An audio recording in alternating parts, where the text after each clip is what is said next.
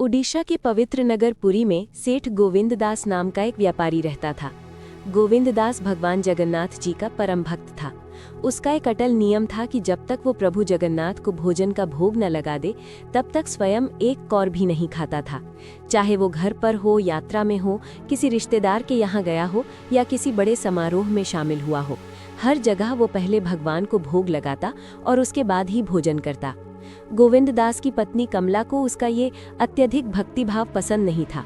उसे लगता था कि हर बात में भगवान को लाना दिखावा है।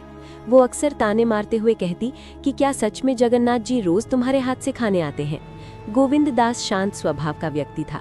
वो मुस्कुराकर बस इतना ही कहता, प्रभु भाव देखते हैं, दिखावा नहीं।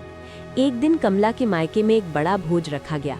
गोविंद दास ने बड़े सलीके से कहा कि मेरी थाली के साथ एक थाली और लगवा देना, मुझे पहले भगवान जगन्नाथ जी को भोग लगाना है। ये सुनते ही कमला झुंझला गई। उसने कहा कि आज सबके सामने ये सब मत करो, लोग क्या कहेंगे। लेकिन गोविंद दास ने साफ शब्दों में कह दिया कि यदि प्रभु को भोग नहीं लगा पाया तो वो भोजन भी नहीं करेगा। भोज में कुछ मेहमान गोविंद दास की भक्ति देखकर प्रभावित हुए तो कुछ उसका मजाक उड़ाने लगे। उन बातों को सुनकर कमला का मन और कठोर हो गया। उसने ठान लिया कि अब इस आदत को तोड़कर ही रहेगी। अगली सुबह घर में नाश्ते के लिए गर्मा गर्म पकौड़े बनाए जा रहे थे। कमला ने सख्त लहजे में कहा कि आज एक भी पकौड़ा भगवान को नहीं चढ़ेगा। यदि गोविंद दास ने भोग लगाया तो वो घर छोड़ देगी और व्रत रख लेगी। गोविंद दास जानता था कि गुस्से में कमला कुछ भी कर सकती है। उसने मन ही मन भगवान जगन्नाथ से क्षमा मांगी और बिना कुछ खाए कमरे में चला गया। उस दिन उसने पकौड़े नहीं खाए।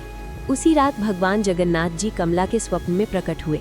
उन्होंने गंभीर स्वर में कहा, आज ना तुमने मुझे पकौड़े खिलाए और ना मेरा भक्त खा पाया। मेरा भक्त तब तक भोजन नहीं करता जब तक मुझे अर्पण ना कर दे। तुम्हारे हठ के कारण आज मैं भी भूखा रहा और मेरा भक्त भी। ये सुनकर कमला भय और पश्चाताप से रो पड़ी। उसने हाथ जोड़कर क्षमा मांगी और अपनी भूल स्वीकार की। भगवान जगन्नाथ ने कहा, यदि सच में प्रायश्चित करना चाहती हो तो कल अपने हाथों से प्रेम पूर्वक पकौड़े बनाना।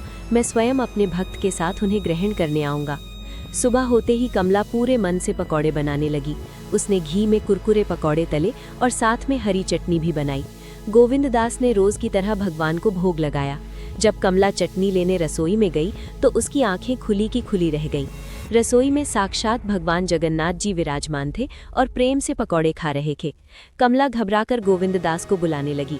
गोविंद दास ने जब प्रभु को साक्षात देखा तो उसकी आंखों से आंसू बहने लगे।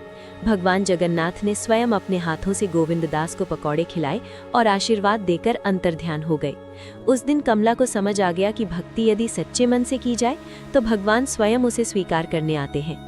कुछ समय बाद पुरी के बाजार में केशव नाम का एक युवक पकौड़े और चाट का ठेला लगाता था। वो भी भगवान जगन्नाथ का भक्त था और रोज ठेला शुरू करने से पहले भोग लगाता था। पास ही बंटी नाम का एक लालची व्यक्ति गंदे तरीके से सस्ता सामान बेचता था और केशव की भक्ति का मजाक उड़ाता था। उसने अपने गुंडों से केशव को पिटलाया और उसका ठेला तोड़वा दिया। केशव की पत्नी राधा ने रो रो कर भगवान से प्रार्थना की। अगले दिन गोविंद नाम का एक साधारण सा व्यक्ति केशव की मदद के लिए आया। जब गुंडे आए तो उनके हाथ पैर जड़ हो गए।